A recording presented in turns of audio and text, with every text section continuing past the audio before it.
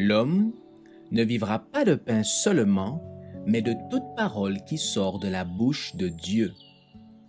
Voici votre moment de méditation quotidienne.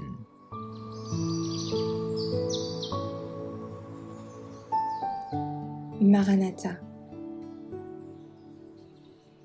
Le 18 juin.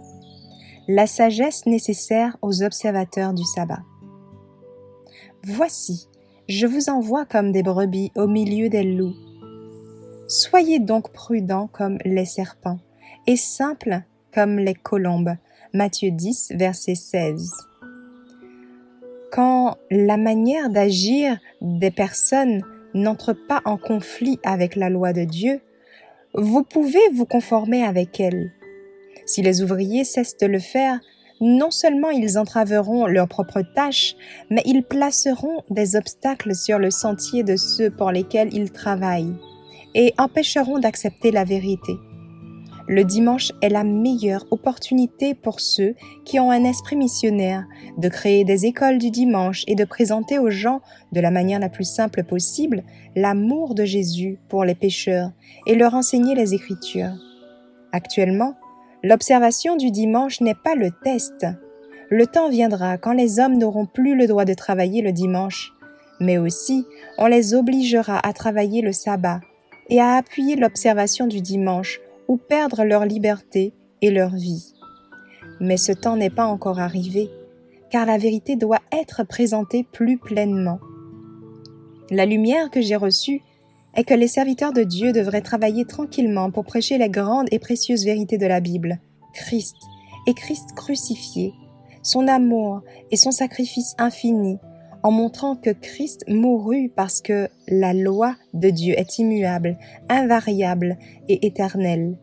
Le sabbat doit être montré résolument, mais soyez prudents dans votre manière de présenter le dimanche. Une parole est suffisante pour les sages. S'abstenir de travailler le dimanche n'équivaut pas à recevoir la marque de la bête. Et là où l'intérêt pour l'œuvre est promu, il doit se faire. Nous ne devrions pas nous faire remarquer en travaillant le dimanche. Quand ceux qui écoutent la voix de la lumière concernant le sabbat se décident pour la vérité et pour garder le saint jour de Dieu, des difficultés surgiront, parce que des efforts seront faits contre eux pour obliger les hommes et les femmes à violer la loi de Dieu. Alors, ils devront demeurer fermes pour ne pas violer cette loi.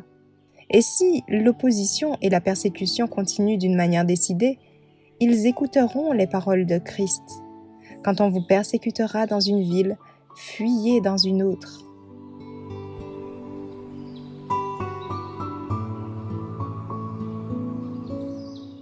Merci d'avoir écouté cette présentation. Assurez-vous de nous rejoindre demain pour votre moment de méditation quotidienne avec lereste.org.